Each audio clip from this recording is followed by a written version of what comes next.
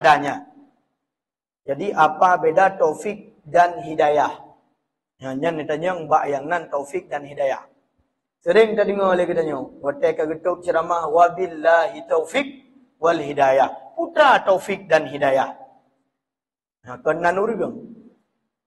Hidayah itu adalah ketika ibaratkan kita menuju ke sebuah tempat. Tujuan tersebut adalah tujuan gerak hati kita.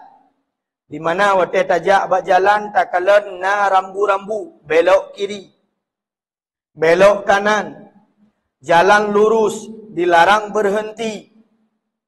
Untuk arah ke Medan, jalan ini, arah ke Banda Aceh, jalan ini. Itulah yang namanya petunjuk. Maka itulah hidayah.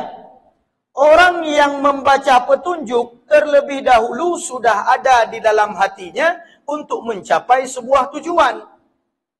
Kemudian begitu dia mencapai petunjuk tersebut, membaca petunjuk tersebut, kemudian mumang gebacut, gebuka ada. Putra gebuka Google Map. Bak gebuka Google Map, hinang kai perah le Google Map. Ya, 500 meter ke depan, belok kanan.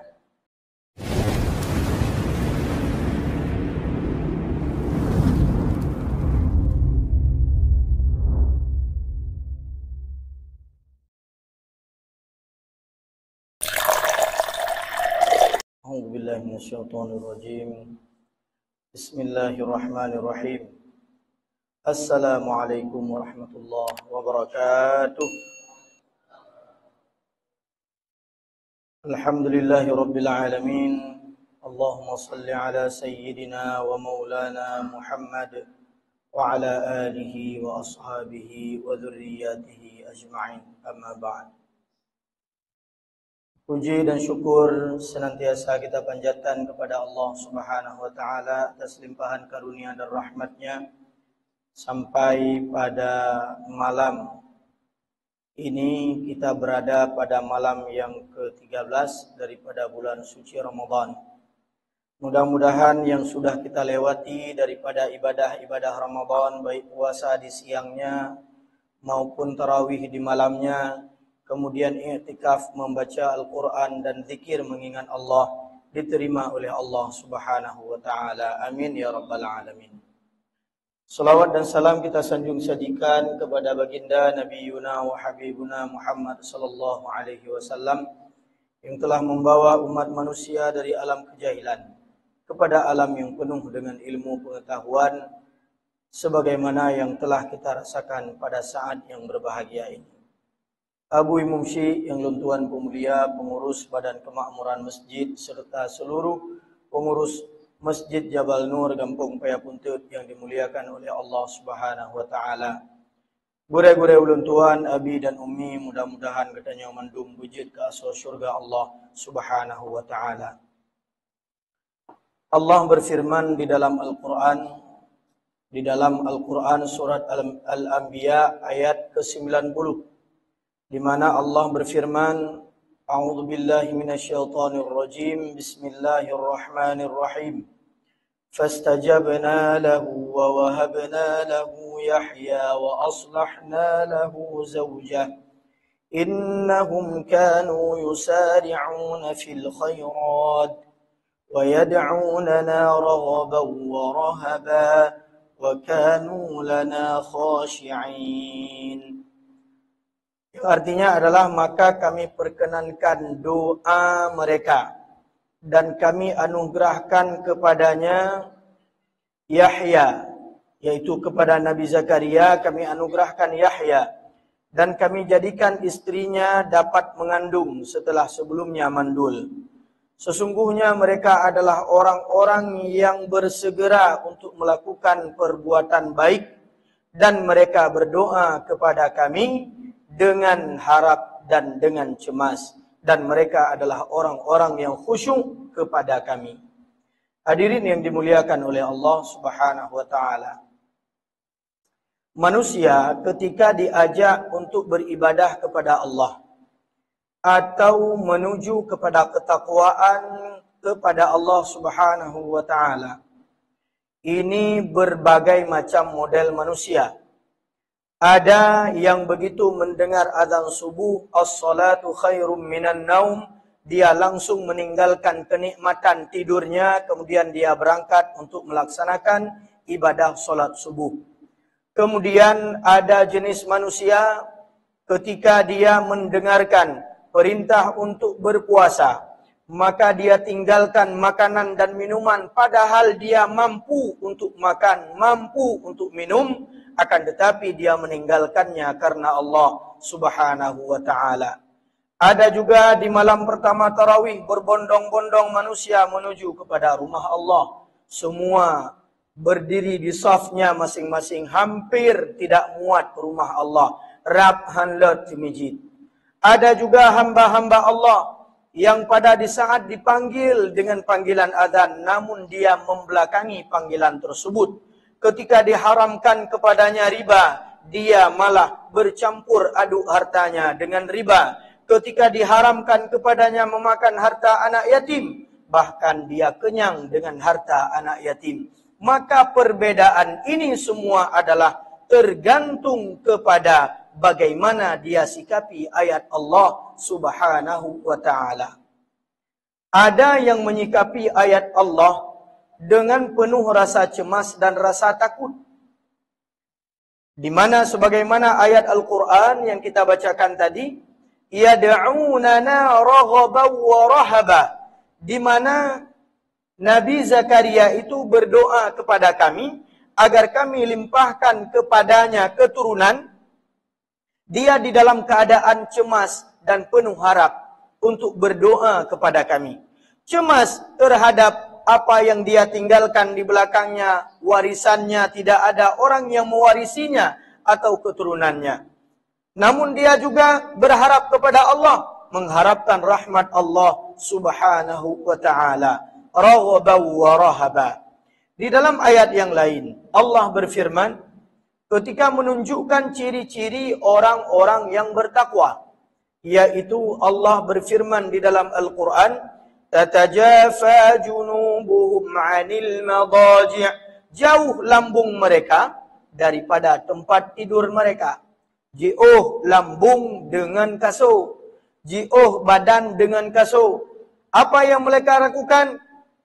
Wa yad'una rabbahum khaufan wa tama'a, di mana mereka memohon kepada Allah, berdoa kepada Allah dengan penuh rasa takut dan penuh rasa harap, dengan penuh rasa takut, cemas terhadap azab Allah dan penuh harap akan syurga Allah Subhanahu wa taala. Begitu juga yang disabdakan oleh Rasulullah sallallahu alaihi wasallam di dalam hadis, di mana hadis ini adalah hadis yang sahih, di mana Rasulullah sallallahu alaihi wasallam bersabda, "Man qama Ramadhana imanan wa ihtisaban, ghufira lahu ma taqaddama min dhanbi."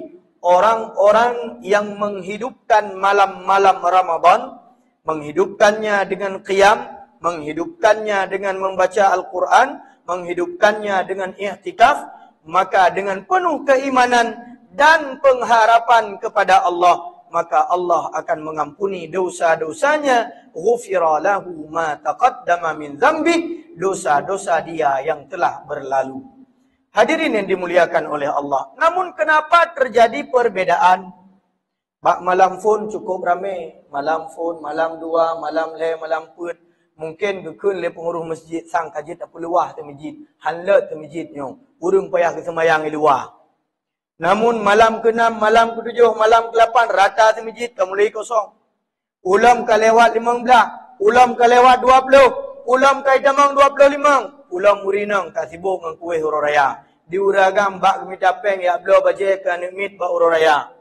Maka apa yang terjadi terhadap hamba-hamba Allah, terhadap manusia? Ternyata setiap orang itu menuju kepada jalan Allah karena 3 faktor.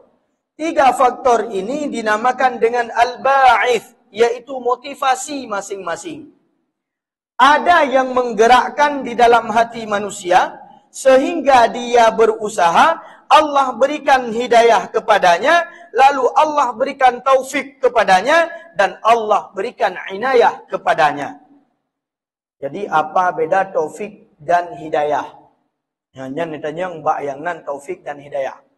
Sering kita dengar oleh kita nyo, watai ka getuk ceramah wabillahi taufik wal hidayah. Putra taufik dan hidayah.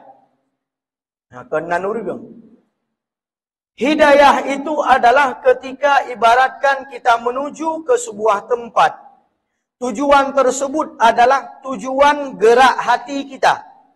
Di mana watai tajak bak jalan takalan na rambu-rambu, belok kiri, belok kanan, jalan lurus, dilarang berhenti.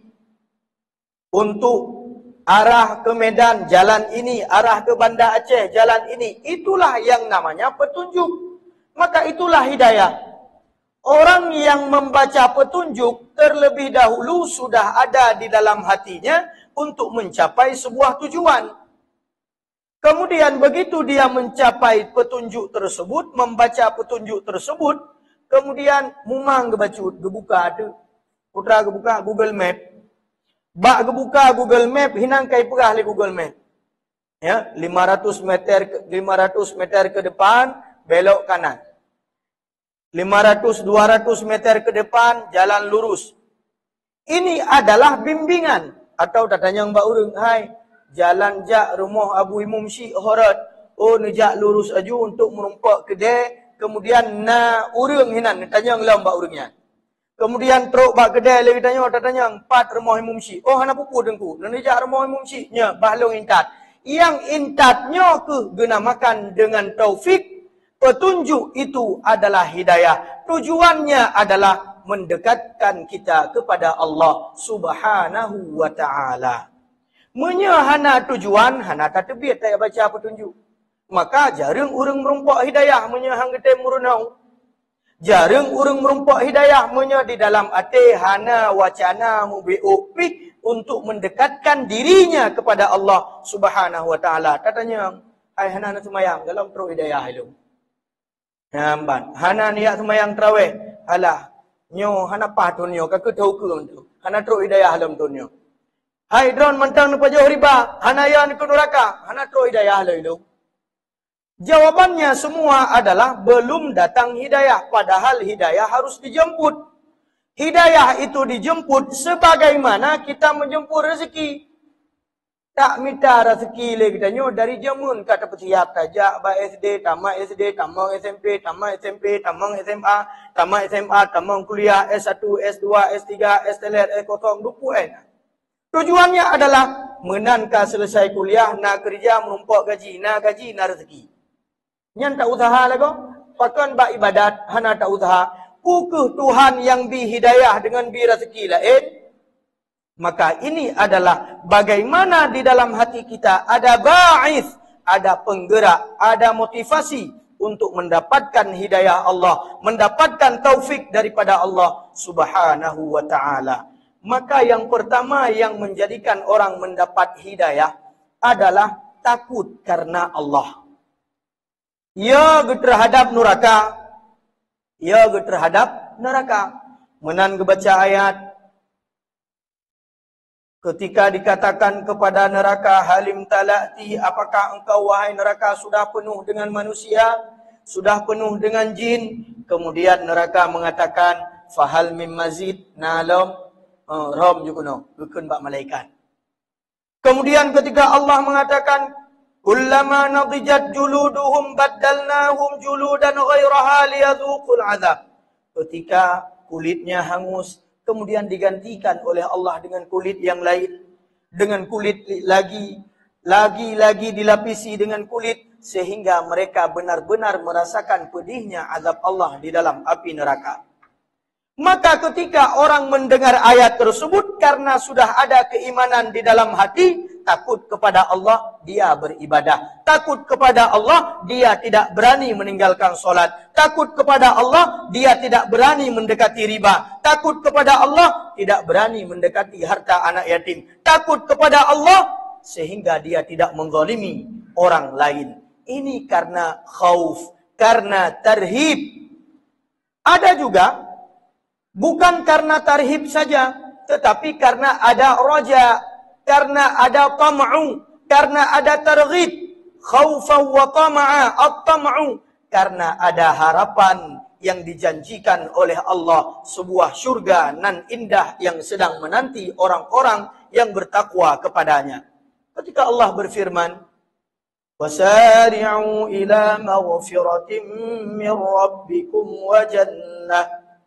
Bersegeralah kalian menuju kepada ampunan Allah dan syurganya, arduhas samawati wal ard, di mana luas syurga tersebut seluas langit dan bumi. Wa'iddat lil muttaqin, syurga itu disediakan oleh Allah kepada orang-orang yang bertakwa. Rasulullah menyebutkan, para ulama menyebutkan bahwasanya inna afqara ahlal jannah, sefakir-fakirnya penduduk syurga, dia ibarat di dunia memiliki dunia 10 kali lipat dia punya dunia dan isi-isinya.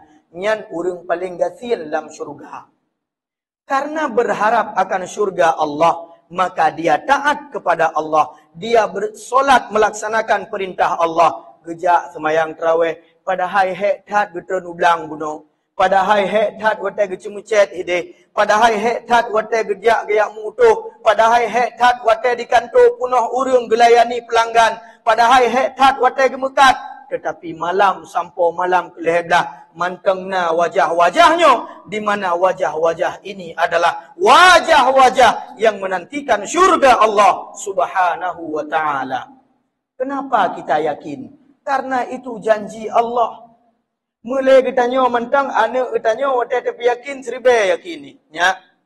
Igata monyo merumpok nilai dan ranking sahabat ikula nyan wate lungcok rapor nyan lung bloi tangan ke kata sabo.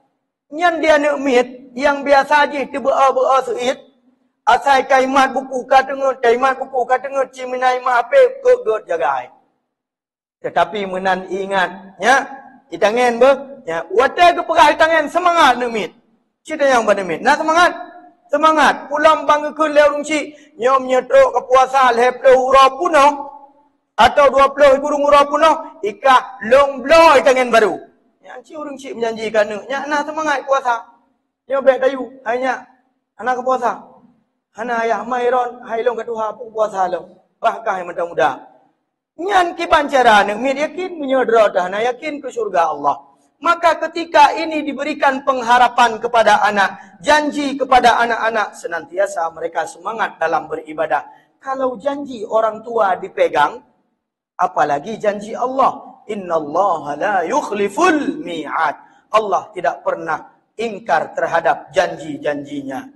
Hadirin yang dimuliakan oleh Allah Subhanahu wa taala. Yang ketiga atau yang terakhir, orang mendekatkan diri kepada Allah selain takut kepada neraka, takut kepada azab kubur, takut kepada siksaan Allah, dia mengharapkan syurga Allah, dan orang-orang yang taat dia beribadah karena cinta kepada Allah Subhanahu wa taala. Pakan le katanya harus cinta ke Allah karena Allah cinta ke katanya. Dah bukti Allah cinta ke hamba. Acina kalan Allah nak tepu hambanya sabe-sabe lam salah. Sabe-sabe lam silap. Leh ke taubat ka desya, leh ke taubat ka salah, leh ke taubat ka maksiat, leh ke taubat ka zalim, leh ke taubat ka semulit. Maka Nabi le Allah teruk puasa Asyura gepa ampun dasya le Allah. Teruk ibadah bulan gepa ampun dasya le Allah. Geperintahkan umrah na rezeki le kedanyo tajak haji dan umrah, maka orang-orang yang melaksanakan haji dan umrah tidak ada ganjaran yang paling besar baginya kecuali dia bersih daripada dosa kayauma waladithu kayaumi waladathu ummi, sebagaimana dia putih bersih tanpa noda ketika dia dilahirkan oleh ibunya. Kemudian gebile Allah puasa Ramadan kegedanyo tujuan putra. Man qama Ramadana, orang-orang yang berpuasa di dalam bulan Ramadan, orang-orang yang menghidupkan malam Ramadan, orang-orang yang menghidupkan malam Lailatul Qadar, janji Allah, Allah ampuni dosa-dosanya. Bahkan gepa ampun desya oleh Allah. Allah sayang ke hamba. Hana perle hambanya red lam desya, hana perle hambanya red lam neraka, hana perle hambanya red lam maksiat tabe-tabe. Allah nak ampun bah ditamang hambanya dalam syurga. Tetapi katanya hantate merebut cinta Allah Subhanahu wa taala.